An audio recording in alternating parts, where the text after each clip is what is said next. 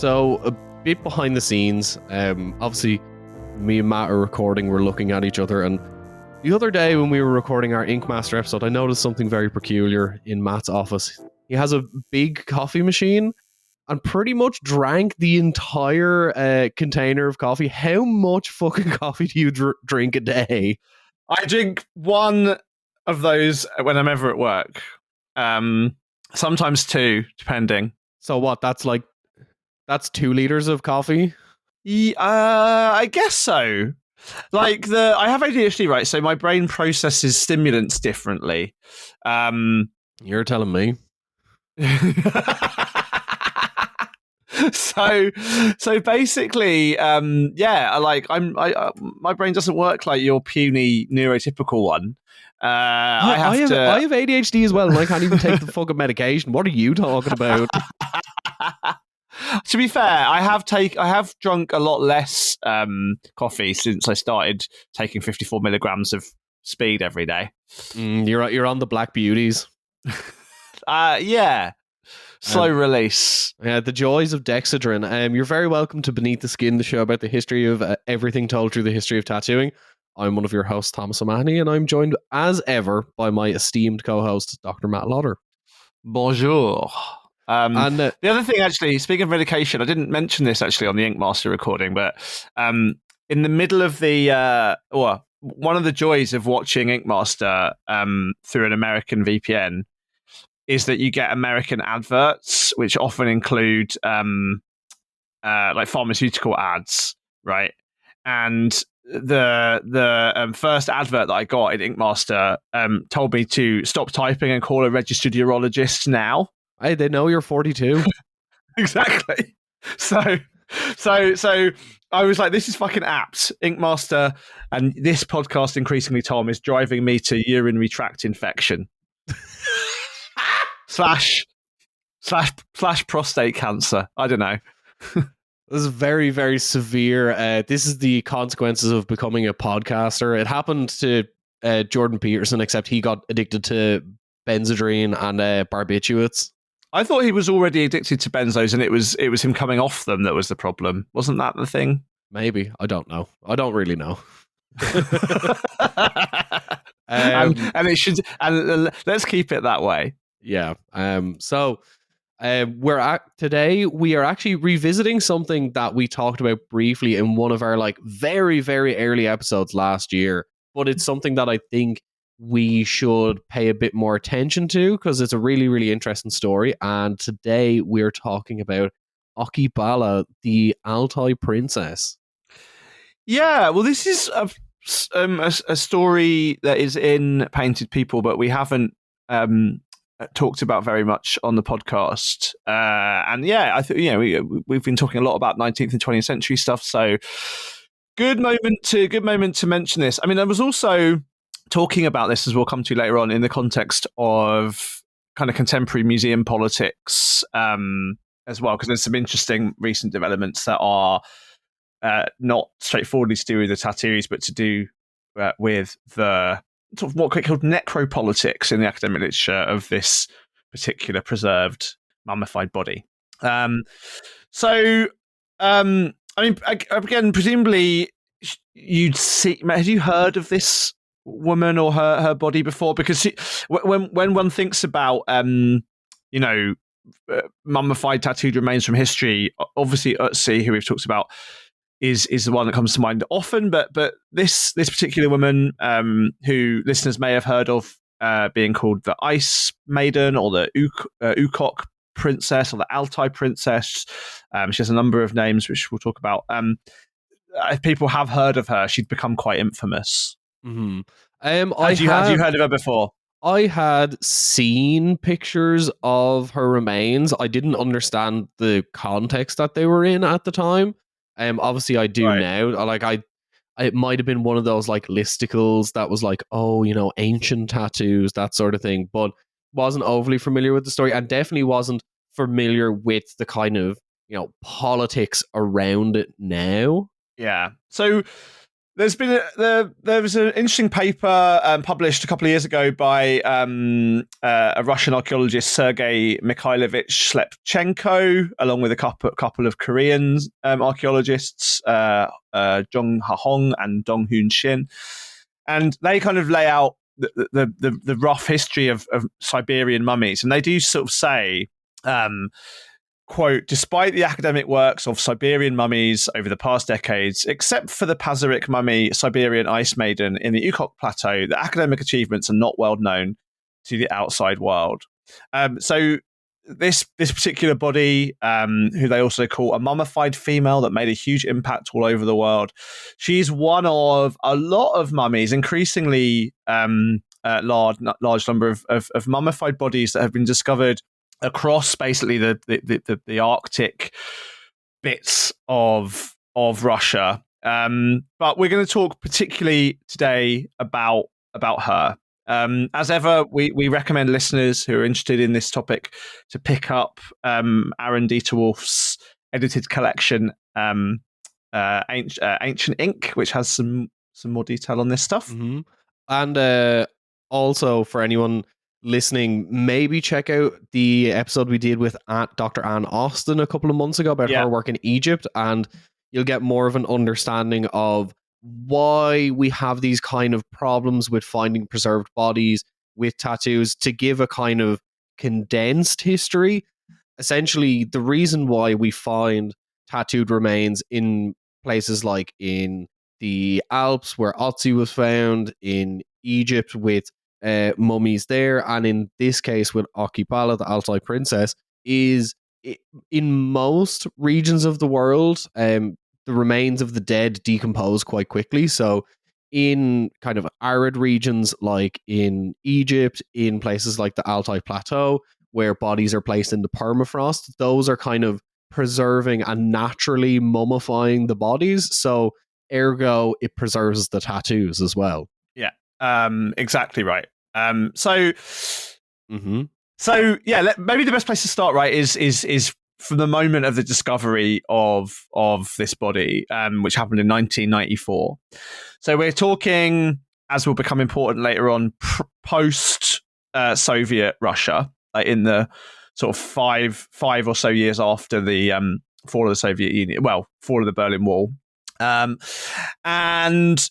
This Russian archaeologist by the name of Natalia Polosmak, who is really the kind of early expert on this, is leading this archaeological expedition in a part of the Russian Federation, basically on the corner of Russia, China, Mongolia, and Kazakhstan. Southern border of Siberia, in an autonomous republic of Altai. And so this is also one of the reasons she gets called the Altai Princess, is because that's the region she's from. The other geographic feature is the Ukok Plateau. So this 7,500 foot high tundra, basically, up in the Siberian wastes. And I'll read from Paul Samak's article she wrote for National Geographic quickly. So, at summer's end, we wrenched her from the cold earth. We lifted the body of the woman from her casket, eased it onto a stretcher, and covered it with white gauze, pinning the edges of the cloth like the wings of a specimen butterfly. 6 of my students, serving as pallbearers, hefted the stretcher onto their shoulders, and then they carried her across the alpine meadow from the false eternity of the 2,400-year-old tomb into a plywood hut. I knew she was an important person, for 6 elaborately harnessed horses lay sacrificed against the solid timbers of her luxurious burial chamber.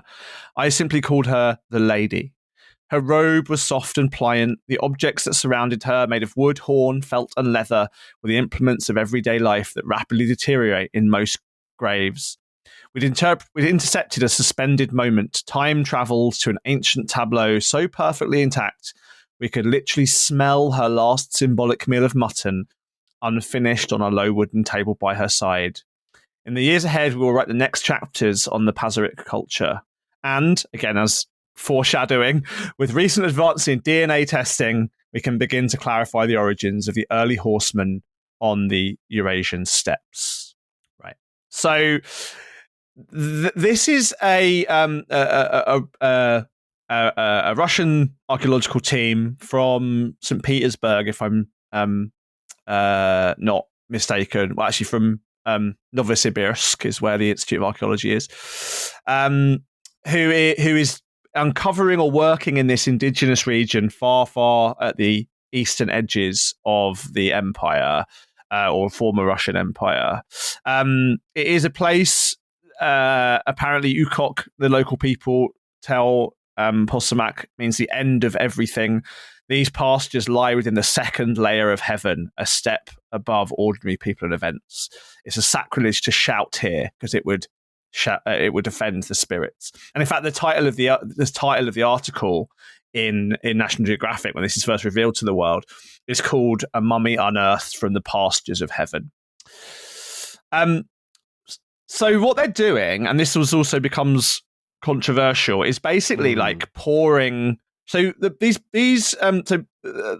Pazyryk people are a part of a transcontinental group called the Scythians, or who the Greeks called the Scythians, who are essentially who the Dothraki in Game of Thrones were based upon, right? They're an interconnected group of nomadic horse riding people who live basically across the Russian continent or the Russian part of the continent from the Middle East, from China and the Silk Road, all the way up into the almost into the kind of upper parts of the Greek Empire. They were phenomenally skilled horsemen. They are also said to be the origin in Greek mythology for the Amazons, because there were particular tales of women warriors as part of some Scythian groupings. But the Pazyryk are this specific group that lived in this part of eastern Siberia.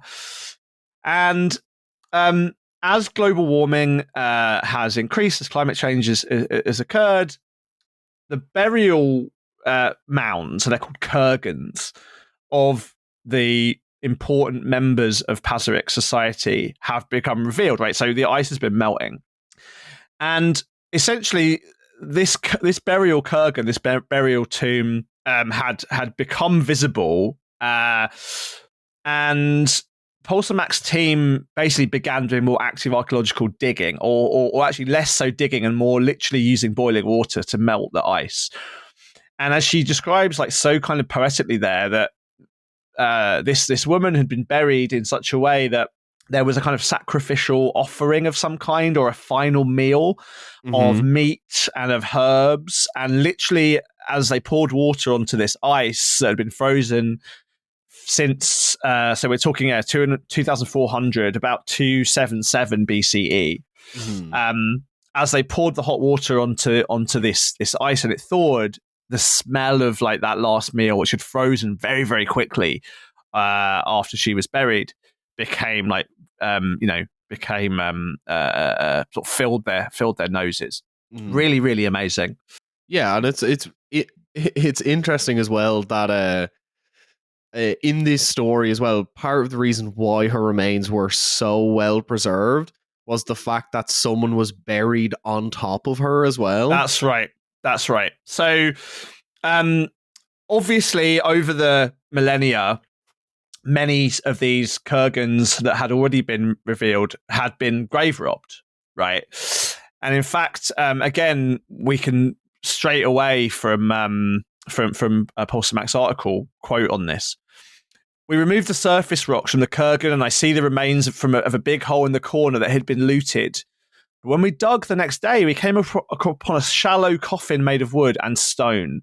Inside was a skeleton, a body that had been buried in the top of the kurgan above the Pazyryk chamber.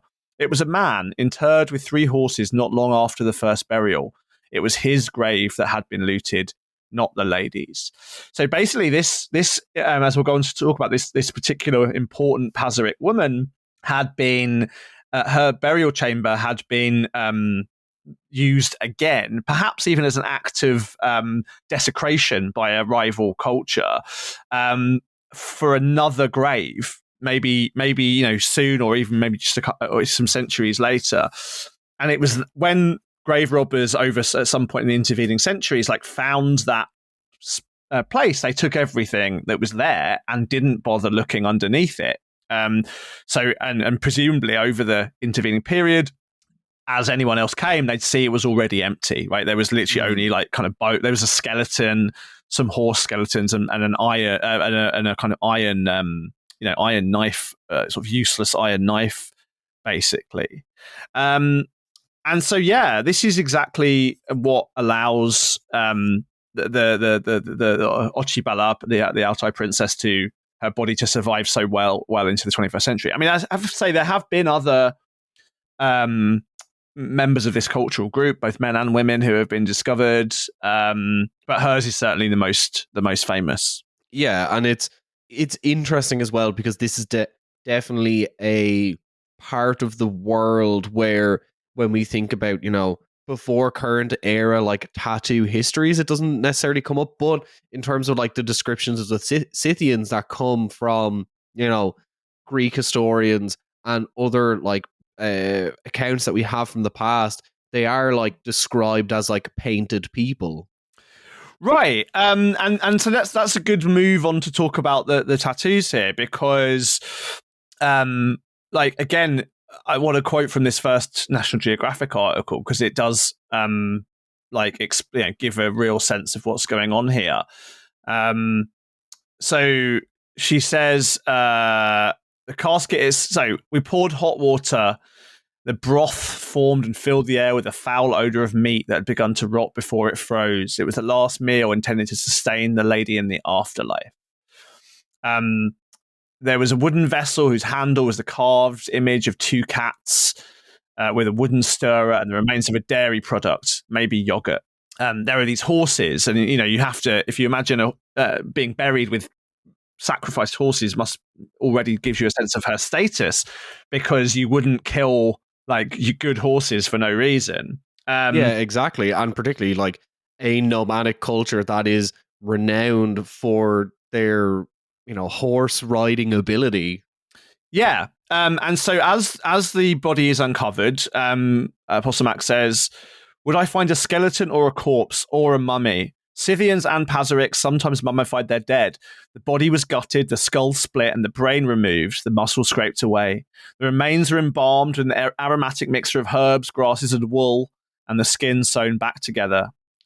At 10:35 on Monday morning, something emerged through the ragged edges of a hole in the ice, a bare jawbone, but with the flesh of a cheek intact. That afternoon, a shoulder appeared, covered by a fur blanket. I peeled back the fur to reveal flesh, not bone, and a brilliant blue tattoo of a magnificent griffin-like creature. For a moment, I could only stare and grin, my mind churning. This was our gold, our loot. That tells you something. Yeah, right? We had a mummy, only the second tattooed Pazaric body ever to be found. The first from the second kurgan of Rudenko. Rudenko is another Russian archaeologist from a previous generation of archaeologists, had mostly disintegrated in the centuries since its burial. It emerged from the ice like a temple rubbing. Okay.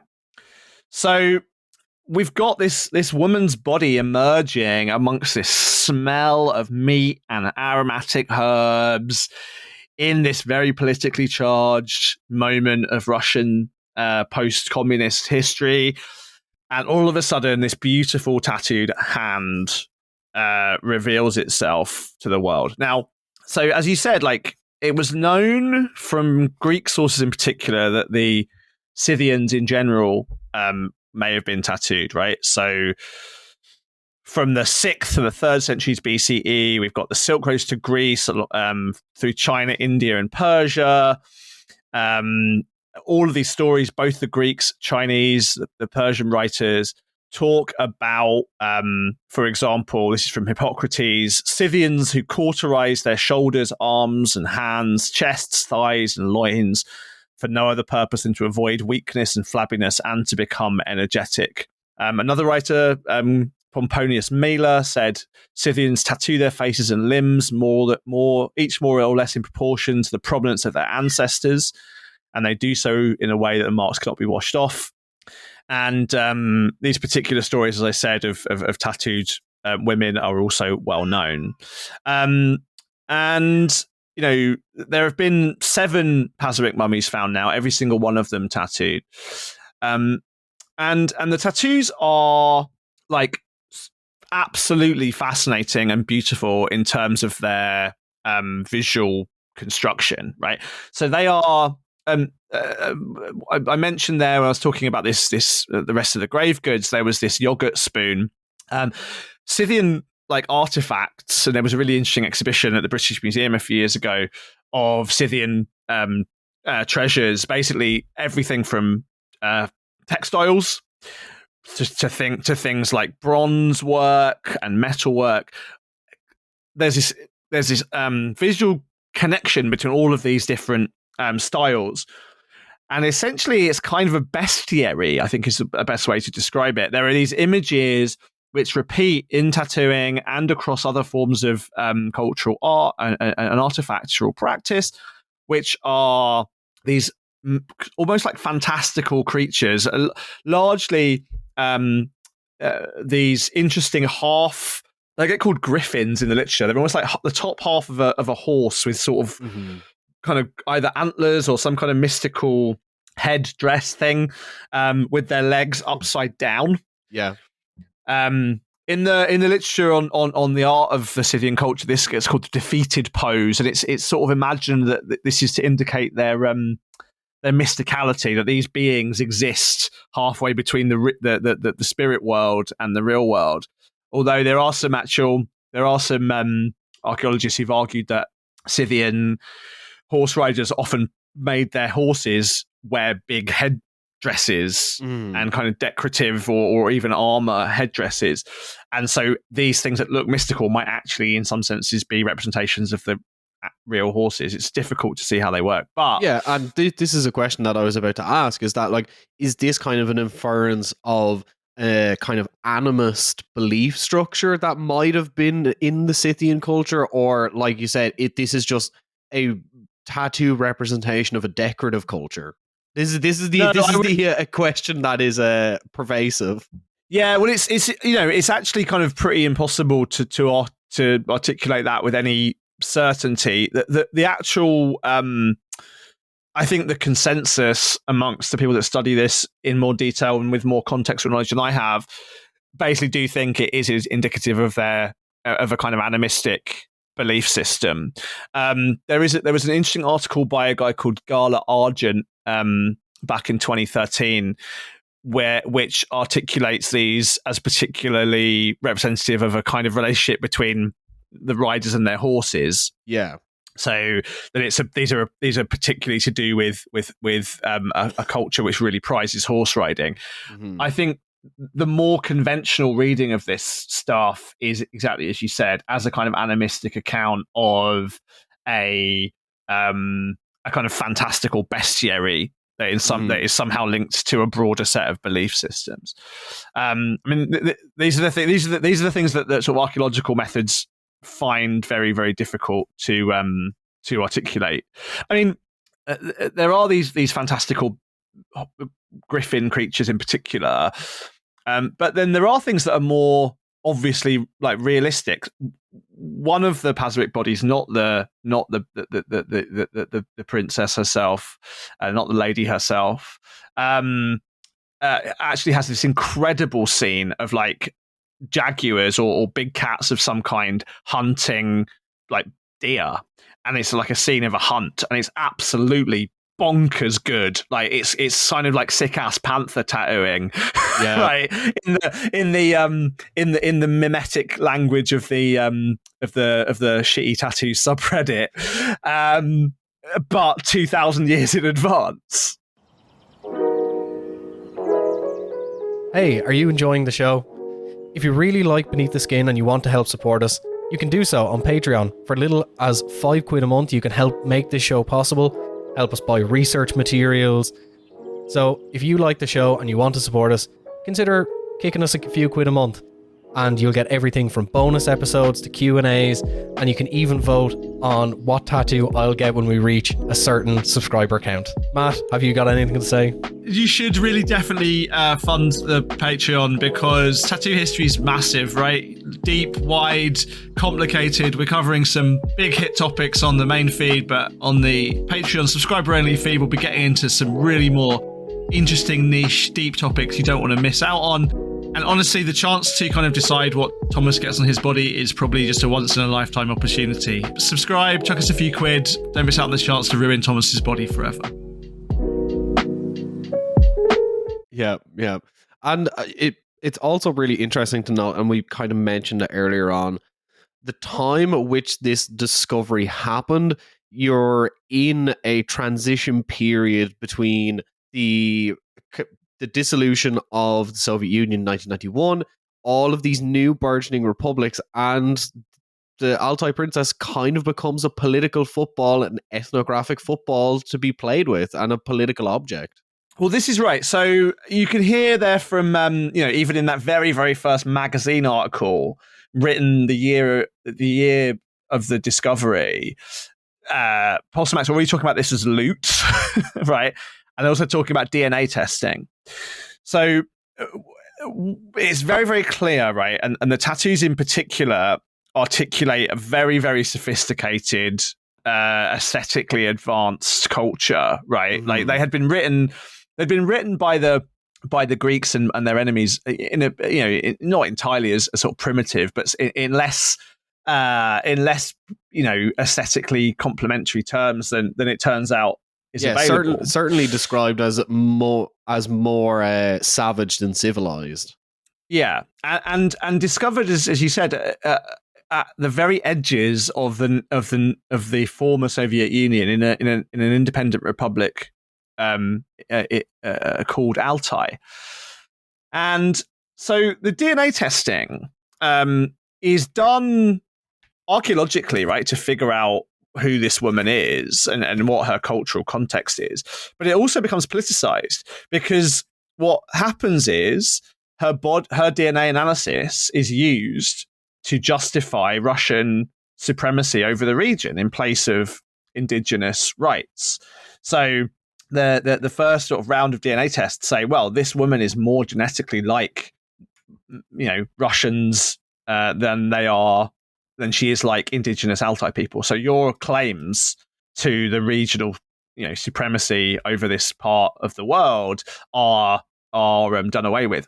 In return, or in response, this is why she is, I think, better known now and should be called, and I do in my book, call her Ochy-bala, is that the Altai people associate this body with a specific mythical figure from their folklore.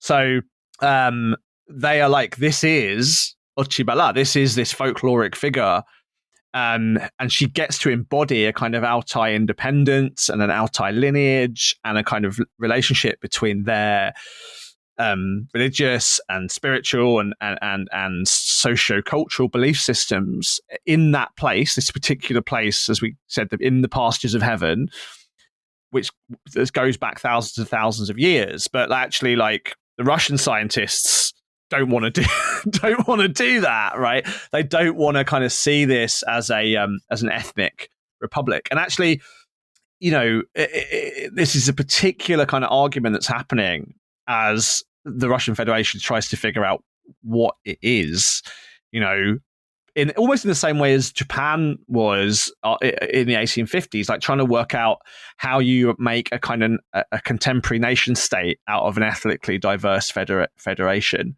Mm-hmm. And one of the ways to do that is to try and claim some ethnic homogeneity. But so the tattoos, I think, as I said, are really amazing. They include not just these griffin horses, but we have wildfowl, big cats, fish. Another woman discovered in 1949 which is this one that was referred to earlier on, has these 3 cats ambushing and devouring two antlered animals. one of the Pazyryk people has a like little chicken on their thumb, and yeah, it's like it's just legible iconography, I think, is the best way to put it, right? And of course, this is one of the reasons that sailors get tattooed too, right?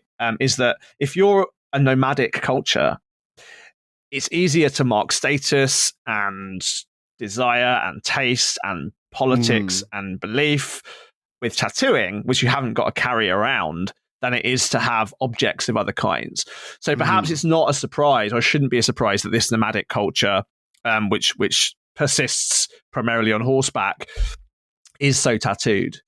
And we should also say, actually, although she gets called and was called this princess, it's again, the current consensus is that she's some kind of shamanic figure or has some kind of spiritual, magico-religious praxis. The thing that's quite unique about these tattoos is, from like a visual and a technical sense, how tightly packed all the ink is. Do we know what tools they were using at the time? So, good question. This is something which is very controversial. There's an article in Aaron's book, or the book that Aaron and Lars Krutak edited, by an archaeologist who argues that, based on some findings from a different Scythian subgroup called the Sarmatians, they were these bronze needles, right? But actually, I think even Aaron and Lars themselves, and certainly other scholars of this part of the world, are not convinced that those needle complexes from Sarmatian culture are tattooing. They're more, mainly because actually a lot of the needles in that culture that they've discovered have eyelets in them, and so seem to be more for sewing than for tattooing. I think we don't know really how they were tattooed. It does seem likely that they were poked. I think I'd be right in saying that. Aaron may correct me, but yeah, they're astonishing. Like, they're very graphic. They're black outline. As I said, they match stylistically the kind of designs that we find elsewhere. It's a very recognizable iconography, and really interestingly, at another Kurgan, and where several of these other mummies have been found, there's even a suggestion they were tattooed by the same person. So one tattooer has had several pieces of their work survive for a couple of thousand years.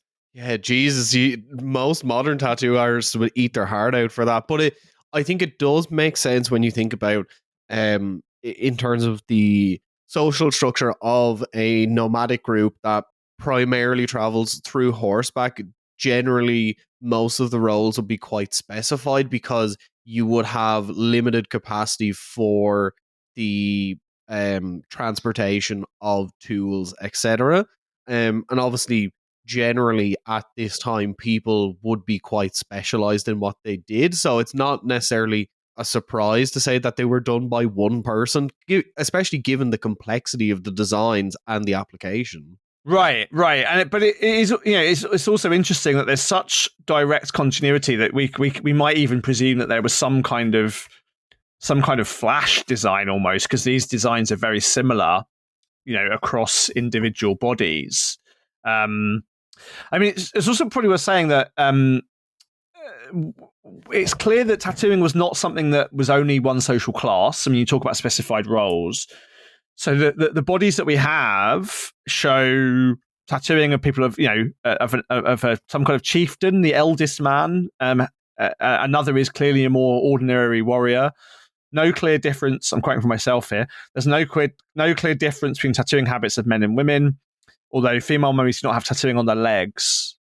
Yeah, so it's a very, very interesting visual style. Archaeologists surmise that images are so consistent in style and so eloquently placed on the skin in concert with the flow of the wearer's body, the designs must have been drawn on the skin prior to being tattooed.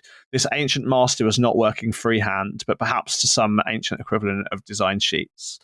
right? Like this, they're, as you said, like the ink's packed in, but the designs are coherently put together. They're not kind of smashing this out freehand, it seems, by looking at these designs.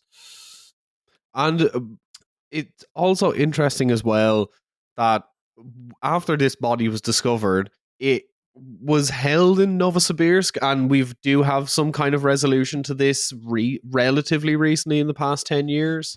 This is right, and this is just sort of what I was talking about with someone the other day. So, over the course the discussions over the course of the DNA, these big sort of arguments about her ethno-nationalist positioning. Basically, the Altai, as over the course of the latter half of the 20th century, Altai indigenous politicians basically also banned the archaeology of the region, right? Because they're like, stop digging up our ancestors. This is literally part of, we do think this is part of heaven. Like, this is a sacred place. Like, stop your fucking digging, guys. And there were also, of course, then, particularly since the early 2000s, there's been, as there has been all over the world, calls for repatriation of bodies, right? So return of objects, artifacts, and human remains to the places that they're actually from. And yeah, the Ochy-bala's body was no exception. But of course, actually, this is what one Altai indigenous politician said. Sometimes it's difficult to openly talk about politics, so we use her as a metaphor to discuss the difficult position of Altaians in Russia. Claiming her is claiming our land. And on the one hand, a very positive post-colonial account is that a brand new museum was built near to where she was discovered, and that's where her body is now. It was returned to this specialist-built museum of Altai culture and history, out of which her body is the central, most important piece of a thing in the museum collection. The horrible twist and the really kind of cynical twist of this is that museum was paid for by Gazprom, the Kremlin affiliated oil company.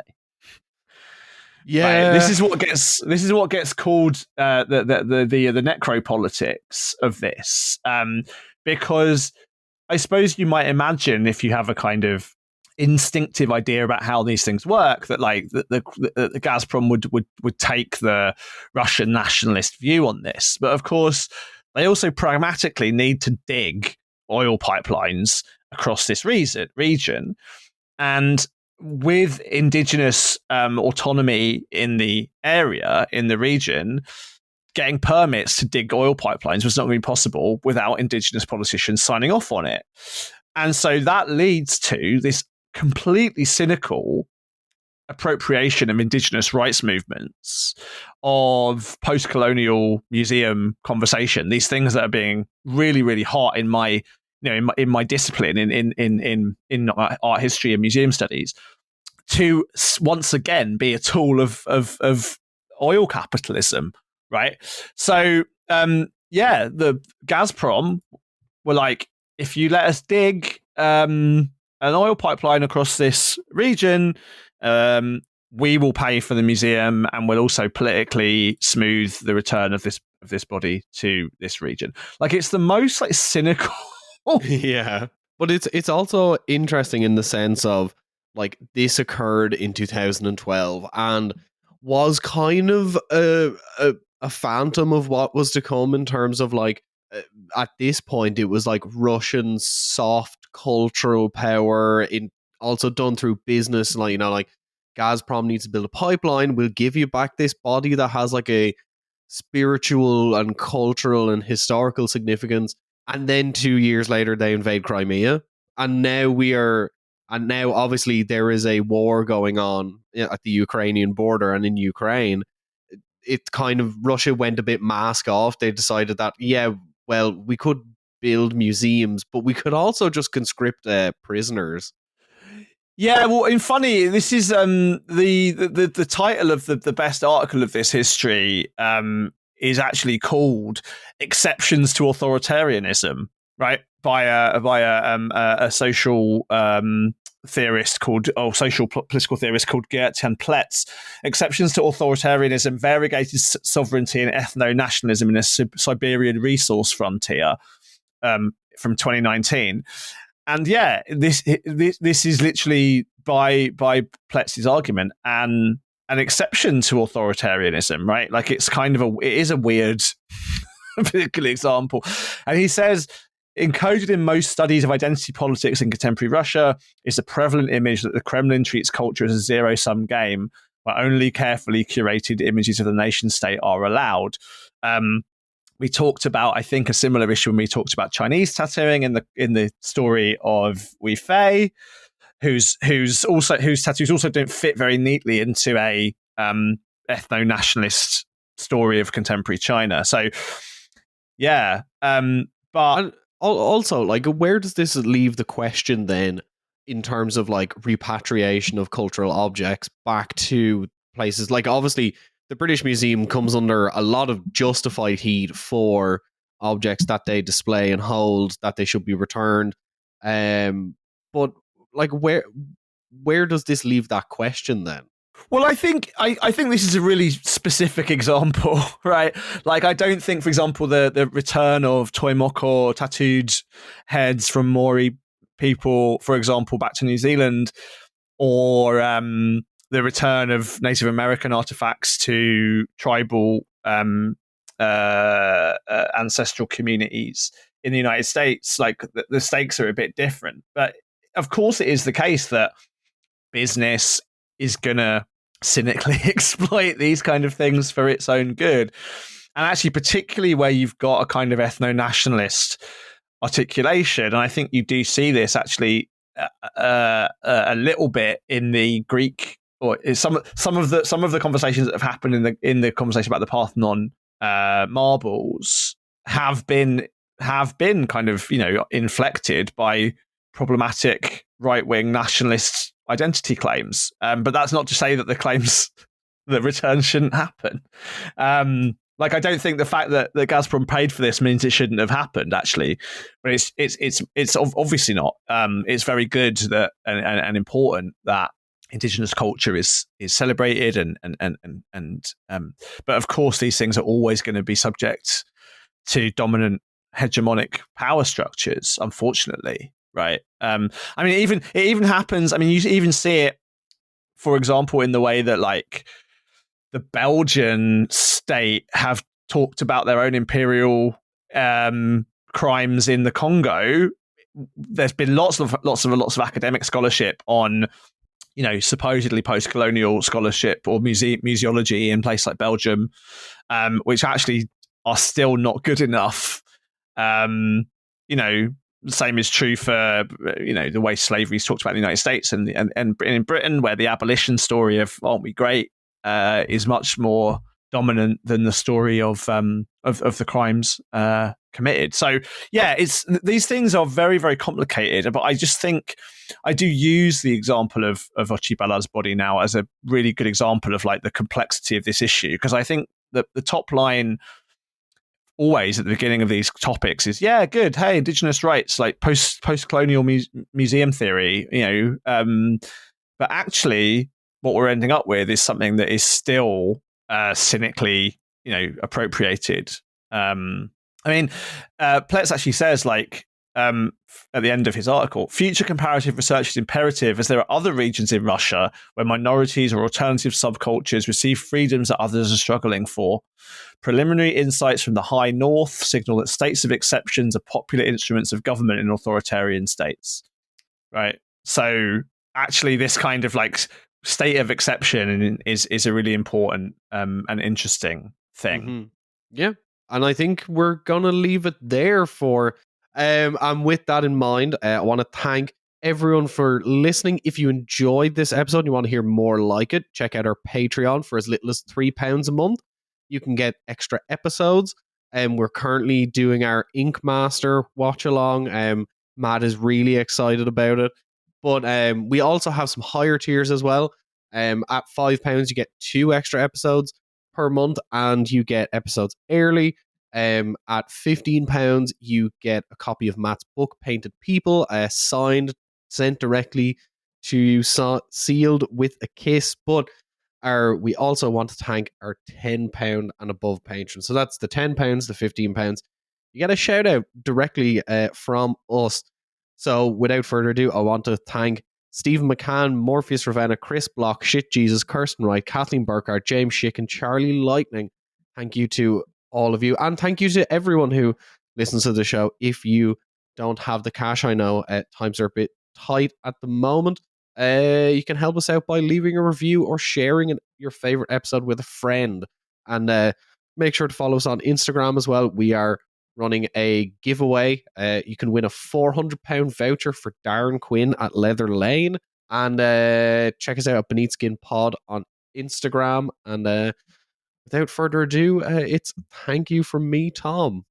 And thank you from me. As always, we're going to try and give some quick references, and we'll try and do some written ones as well. Actually, my book, Painted People, has a whole set of footnotes on this topic, so you can go and look that up. But Ancient Ink is very, very good. There is also a really, really great exhibition catalogue from the British Museum, which has a whole... Some actually did have some preserved tattooed skins in it, but they also basically it shows you lots and lots of the visual culture of the Scythians. The book was called Scythians, Warriors of Ancient Siberia, so you can pick that up if you're really interested in knowing more about this culture. Or get my book, look at the footnotes for the more technical academic history stuff as well. Bye. Bye.